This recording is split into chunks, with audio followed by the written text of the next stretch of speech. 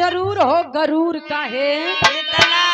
गरूर लोग घमंड करेलन अहंकार करेलन कि हमार सोना जैसन शरीर बा हम कमा के 4 तल्ला 2 तल्ला बनवा ले एक फॉर्च्यूनर ले लब तो फिर हमरे आगे केहू गरूर करे वाले भाई से निवेदन बा कि कमाई 4 दिन के बाद कहल गई बा सुख और दुख ये दोनों भाई हैं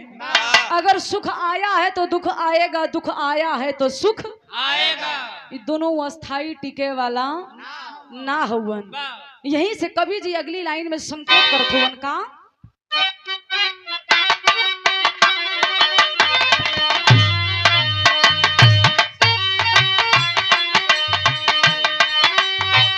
खेल खेलवार में भी कहुलबा चपाना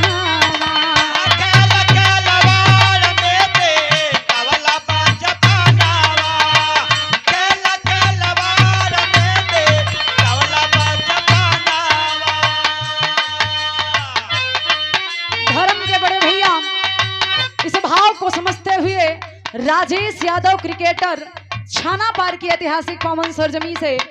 शानदार 101 रुपया के आशीर्वाद भैया के बहुत बहुत प्रणाम आशीर्वाद के प्रतीक्षा बा लेकिन कहे ना हाँ का दादा वही रहा ना गिर जाएगा तो नीचे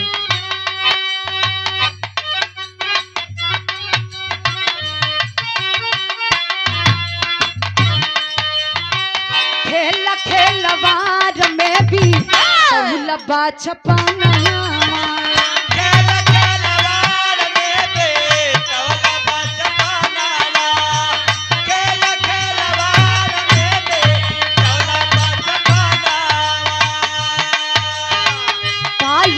जवानी तू रूर कैल माना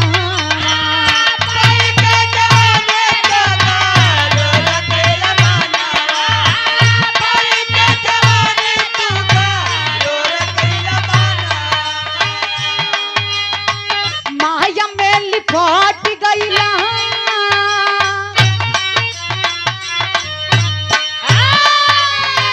माया में लिपट गईला